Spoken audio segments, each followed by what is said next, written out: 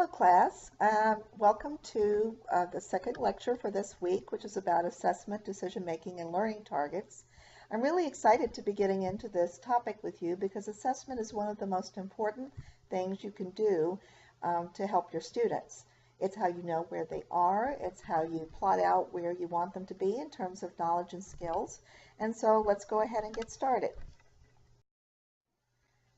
When people think about assessment, they generally think about it as a quiz or a test. But we're going to learn in this course that it's about much more than that. Assessments could be, for example, asking students to perform a task, to write a paper, to create a song, to do some type of other performance task. You can do the assessment at the beginning, in the middle, or at the end of the lesson. Typically at the beginning, you're trying to assess to understand students' understandings of what you're about to teach. In the middle, it's to understand how, and that we call this formative assessment, as you know from your text, how well things are going. And at the end, to assess whether students actually gained the knowledge and skills that you hoped that they would. It's up to you how you use most assessment in your classroom. We are required as teachers to use standardized tests and give those, but frequently more informal or even formal assessment that teachers design and use are used for the purposes that I just described, and it's your professional judgment about how to use it. When you are considering how to use assessment in your classroom, you must ensure fairness and good ethics. What does that mean? Fairness really means that assessment must be accessible and appropriate for students. So you wouldn't, for example, ask students to do something that you hadn't taught them. That would be inappropriate. Good ethics. You would not ask them to do something that was developmentally too difficult for them. For example, that would not be ethical. Good assessment uses a variety of valid methods. So, for example, instead of just using pen and paper tasks all the time, you might ask them, if you teach science, for example, to design a science fair project. And that's an example of a performance assessment. Our textbook explains that in a classroom context, assessment is the gathering, interpretation, and use of information to support teacher decision making. And it's important to understand this concept. And this is probably the most important thing that you could gain in this course. It's not enough just to say we're going to give a test and then we're going to grade the test and that will be part of the report card grade. The most important goal is to improve your instruction by gathering data, whether at the student level on his or her performance or at the classroom level, and then using that data to guide your future instruction. That's the goal of assessment. We call this cycle data-driven decision making, and it consists of first collecting the data, second analyzing the data, third making decisions about how to use that data, and fourth making decisions about how to change your instruction going forward. And then again going back and collecting more data. For example, if you are a science teacher and you taught a course on manatees or a lesson on manatees, and you found that 7 out of 10 of your students did poorly on your assessment at the end, you might make the decision to go back and reteach that concept or work with additional modules on that concept until the students fully understood. Using this data, we inform educational decisions, and it takes place at a variety of levels. You might be doing individualized assessment on one student. You might be doing it for your whole class. Whatever you do, it's called data-driven instruction. And one of the big projects in the course will focus on this. When you plan assessment, you should think that it needs to be linked to your goals and objectives, or what you want students to ultimately learn. No assessment should just be out there without goals and objectives to guide what you're doing with the students and also how you're assessing them. When you think about learning goals and objectives, it's important to have clear goals for student learnings. And these are goals that will play a key role in the instructional and assessment processes. So they not only guide assessment, but they guide instruction or how the student is learning. So they guide as to what will be taught, how it will be taught, and whether the material has been mastered. For example, if you are planning a lesson in language arts and the lesson is on metaphors, and you might be thinking about teaching a lesson that ultimately will require students to write a narrative containing metaphors, that's called a performance assessment, you're probably going to plan instruction that has students hands-on writing and practicing that use in their narratives. Learning goals should therefore be tied directly to standards, and instruction should sort of match all that in a nice flow. When you're thinking about instructional goals and objectives, and we'll get into the differences between these in a little bit, think about them as roadmaps. And they're roadmaps with different purposes. One purpose is to provide direction for your instructional process. In other words, to help you plan how to teach a lesson, a unit, etc. Another is to convey your intent to other people. These might be students or parents. Some districts have goals that you have to follow, and these are goals that align with content provided through curriculum, textbook, and other curriculum providers. And also they provide a basis for setting up your assessments for student learning. So they're roadmaps that do all of these different things. We've been talking about goals and objectives, and now it's time to talk about the difference between the two. Educational goals are broad statements of what students will know and be able to do over large blocks of instructional time. They're generally very general, and they're what you hope to get to over many lessons or even over the entire year. Objectives are more specific, and they build. So objectives are under the goal. They build towards the goal. Often the objectives will be by a unit or even by a particular lesson and relatively specific. So objectives over time build towards educational goals. For example, this is an actual goal that comes out of the Next Generation Science Standard. You want students, and this is a middle school goal, to be able to conduct an investigation, to produce data, to serve as the basis for evidence that meet the goals of an investigation. So this is all about getting students in science to be able to conduct investigations using data. Notice that's a very long-term goal. That doesn't happen overnight, and it generally doesn't happen with only one lesson. Now let's see what an instructional objective for that goal might look like. Maybe as part of that investigation, you want your students to be able to use microscopes. So it might be tempting to write an instructional objective, such as students will be able to use a microscope. This is a very common mistake that teachers make when writing objectives for their lesson plans or units. It's very general. We don't know exactly what that means, and we don't know how to assess it. If a student is struggling with being able to use a microscope, that statement doesn't tell you a lot about why they're struggling. Is it because they don't know how to mount the slide? Is it because they don't know how to adjust the focus? So the more specific your objectives are, the better. So again, this statement may sound clear, but it is less clear about intended learning outcomes and does not point to the type of student assessment that would be suitable. When you're reading your objective, think the following. Is it clear? Does it point to the way that I would assess this? And does it give me information about what the student does or does not understand? The reason that this particular objective falls down is it doesn't help us diagnose any problems that the student might have.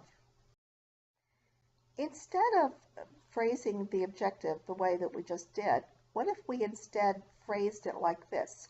Students will be able to identify the parts of a microscope, focus a microscope on a pre-prepared slide using the coarse and fine adjustment knobs, and use a microscope to make observations of a pre-prepared slide. You could probably see yourself using a checklist with a student and seeing and observe by observation which of those they know how to do. And for example, perhaps they could identify the parts of a microscope on a quiz, but couldn't sit down and focus the microscope. You would know exactly what you would need to teach that student. Do you see the difference between this, which is very specific and leads towards thinking about the assessments, and the previous objective that did not? So now to review, we have the goal, which is the broad stroke that students are going to be able to conduct an investigation. And we have an objective, one of the objectives only, that supports that goal, where students get to understand and use a microscope.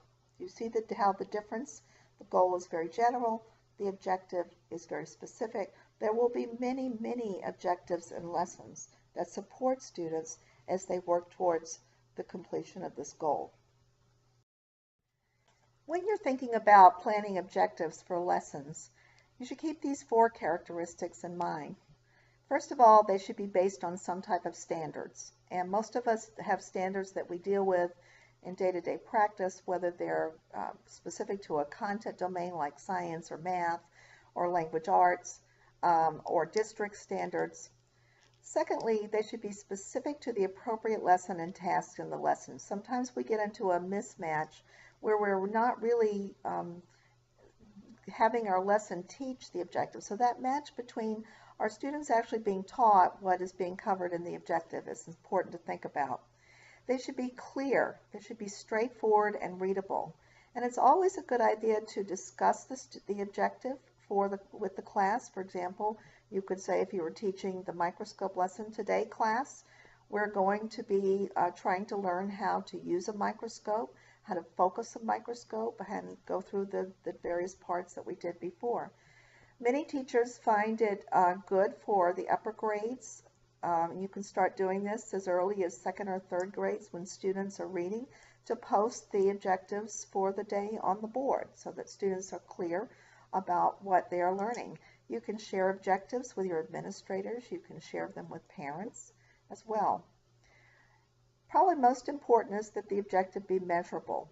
As we discussed in the last slide, you can measure whether a student can diagram, recognize the parts of a microscope on a diagram. You can measure through performance assessment whether a student can bring a slide into focus.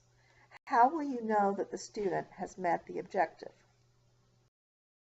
When you're writing educational objectives, it's helpful to think about them in 3 major categories. We call these categories the taxonomy of education objectives. There are really 3 of them. Primarily, usually we're thinking about cognitive domain objectives. This is a set of objectives that covers what you want the students to know, to learn, the knowledge you want them to be able to learn, the intellectual abilities or skills. Being able to do the microscope would fall in here because it's a skill, but a lot of times we're asking the knowledge. So the parts of the microscope might be the knowledge. Both of those are cognitive domain objectives. A second category is the affective domain. Notice we spell this with an A, not an E. Affective has to do with your feelings, your attitudes, your interests. For example, if you are trying to promote engagement in math and you want students to be interested in math, that might be an affective objective. A psychomotor domain might have to do with perceptual and motor skills. So, for example, if you're a physical education teacher and you want students to be able to kick a ball, that might be part of the psychomotor domain. So 3 classifications that make up the taxonomy of educational objectives. When you're writing objectives, you begin them with an action verb. Action verbs are things that are concrete and measurable. We don't begin objectives with words like understand, because how are you going to measure someone's complete understanding? You're never going to be able to design a test that gets at all of their knowledge about something, for example. So you focus on action verbs. For example, instead of saying that you would like students to know or understand the meaning of a concept, which is too vague, you could ask them to use action words like identifies, explains, matches, differentiates, or applies. So, for example, you could be very specific and say you would like them to identify a definition of the concept. That might consist of, you could see that how that would lead to an assessment of perhaps giving the student a fill in the blank with a definition and they have to write the word. Explaining a concept in their own word is you might give a student a word and say, please provide a definition or explain this idea on a test. Matching the concept to a picture. For example, for very small children, you could say, which one is the black picture? Which one is the green picture? Or a geometric figure. Differentiating between a concept and a second concept. So to extend this idea to math, you might, for example, ask students to select the pictures or circle the pictures of the triangles instead of the circles. And applying a concept to an everyday situation. For example, if you're teaching social studies and you were trying to teach about the Civil War, you might ask students to apply the idea of how states' rights are interpreted today versus in 1860 before the Civil War. So in each of these cases, we have action words that start the objective, and you can very easily in your mind think of assessments, ways that you could measure whether this learning actually occurred.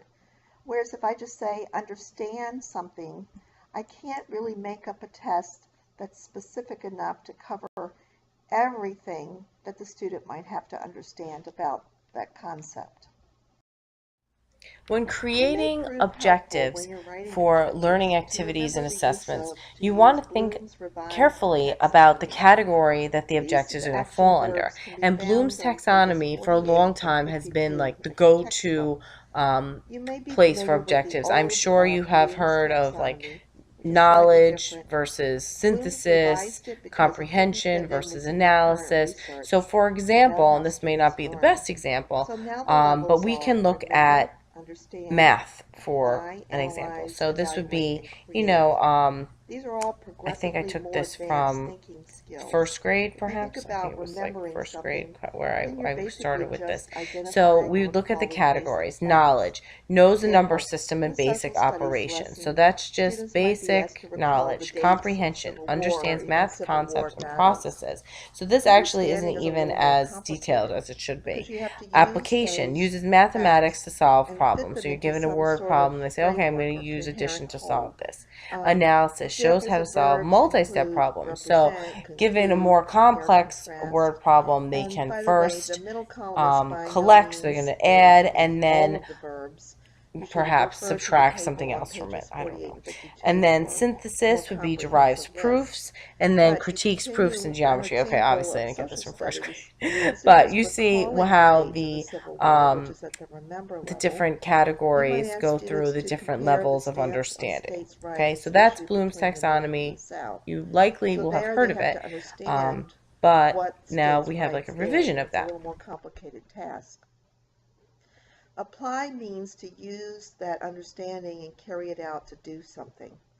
So, for example, apply states' rights argument to a current issue.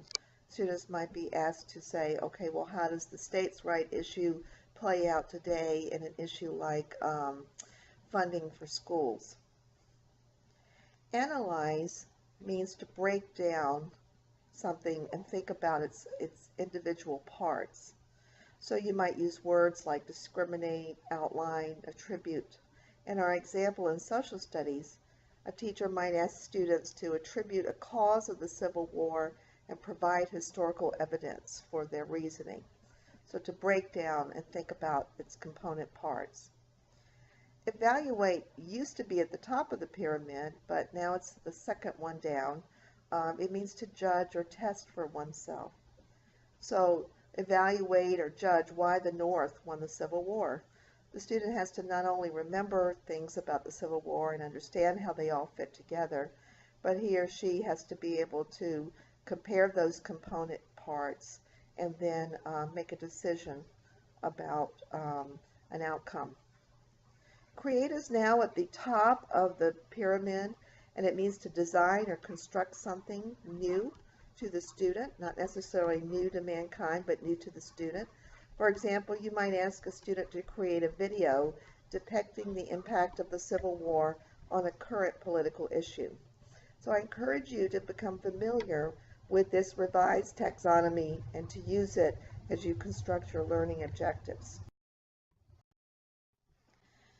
It's important to always start with the standards, and there are a number of reasons for this. The standards are what guide our instruction, they guide our assessment. And you need to understand a little bit of the background about why these standards were put into place. Education is really a function of the state government. The state government gives money to districts to allow them to educate their children, and we call this local control of education. Therefore, what's happened is districts have up until now decided what they wanted their students to learn, and a lot of people agree with this, but it resulted in a lot of inequities between districts. A lot of districts had lower expectations for their students than other districts did. The federal government's role in all of this is to offer monetary incentives, to offer money if states will follow certain standards. So, for example, this is how No Child Left Behind came into being. This is how Race to the Top, and now Common Core state standards. The federal government says, we will give you, the state, additional funding if you agree to abide by these standards. And some states do, and some states don't. It's interesting because in other countries, for example, in some European countries, there are national standards that all students learn. And in our country, we feel more like it should be more local control. But the problem with this, as I said, is it does result in inequities. So you need to understand what standards you're using in your content area, what standards your district is using if you're actively teaching. Standards are going to be the roadmap for what students will study and be assessed on. And from those standards, we create learning objectives, assessments, and lesson plans. So you always start with the standards. Let's examine a content standard. This comes from the New York State Standard 4 in science. I'm not always going to use science standards. It is my background, but I will draw on other standards. But let's look at this one. It says students will understand and apply scientific concepts, principles, and theories pertaining to the physical setting and living environment and recognize the historical development of ideas in science. This is very general and broad, and you might think it's, well, this is almost more like a goal. But underneath, we see more detail, which we'll show on the next slide. Beneath the standard, we have very specific skills. These are the skills that are going to build into students being able to do what I just said. For example, classify objects according to an established scheme. You could almost, if you're teaching primary science, see a lesson that a teacher could do to teach this, and an assessment. For example, you might give little toys to groups of students that are dissimilar. There might be a stuffed animal, and there might be a block, a Lego, a play toy cell phone, and they might be different colors. And you say, come up with a way to group the objects together, and they have to be two in a group. And they might group them by color, for example. And that might serve as a way to think about how to instruct students. It could also be a performance assessment, and it's very specific. Another skill is to generate a scheme for classification. or to appropriately record data, you can look through these skills. Notice the skills are always things that students are able to do, as opposed to knowledge, what they can understand. The major understandings are listed below. Let's take a look at that. In order to survive in their environment, plants and animals must be adapted to that environment. That's the understanding, their knowledge you want them to take away. And then specifically, the standard states that leaf, flower, stem, and root adaptations may include variations in size, shape, thickness, color, smell, and texture. So for example, you might have pictures that you shoot up on the overhead of different kinds of leaves, some that are broad. A cactus might have a spike. Palm leaf would be shaped differently. And you might be able to teach children that these leaves and the shape and the color are the result of their environment. You could also assess that with just a simple diagram. Which of these leaves, for example, is likely to be in the tropics, which is likely to be in a desert. So very specific skills and understandings occur underneath the standards in the New York Science curriculum. Besides standards and learning objectives and goals, we also have learning targets. These are very similar to objectives because they're very specific, but they also tell you how it should be assessed. It's sort of what we think of as benchmarks that students should be able to come up to. For example, a benchmark for math might be that students will be able to draw 5 different obtuse triangles in 5 minutes or less. Notice that it contains not only the learning objective, which is very specific, being able to draw different obtuse triangles, but also assessment. They're going to draw it, and they're going to draw it in 5 minutes or less. It may prove helpful to show you some examples of goals, standards, and learning targets. And what we're going to do in this slide is try to guess which one it is, which one the statement is. Is it a goal? Is it a standard? Or is it a learning target? Let's take a look at the first one. Students will identify 3 different types of rocks from a display of 15 rocks and place them in piles. What do you think that is, a goal, a standard, or a learning target?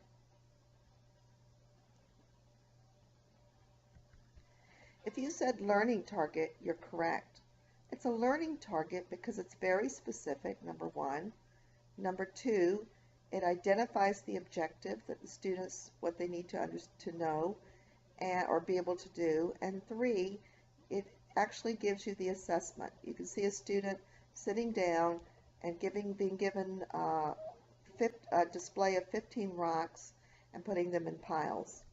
So it contains the assessment, so it's a learning target. Let's go try another one. Students will be familiar with global geography. Is that a goal, a standard, or a learning target?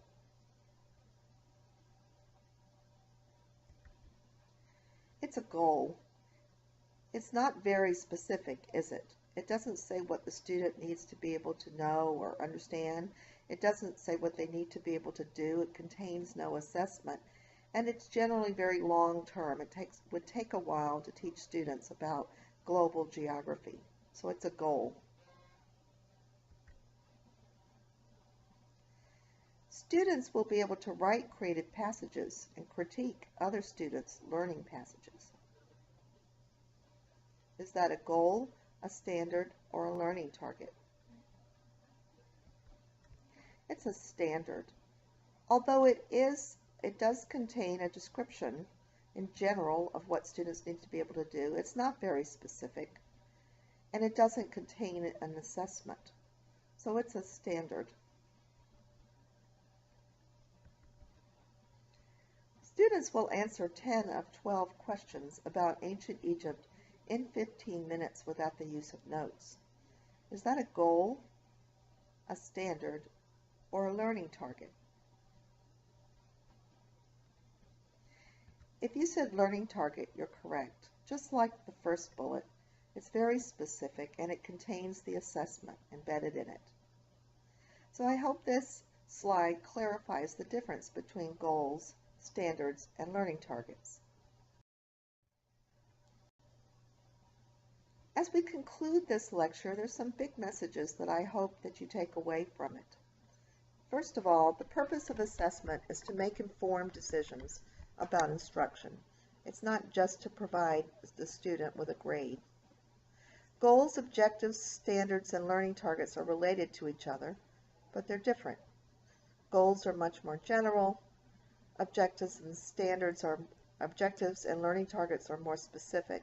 Learning targets contain the assessment embedded in it.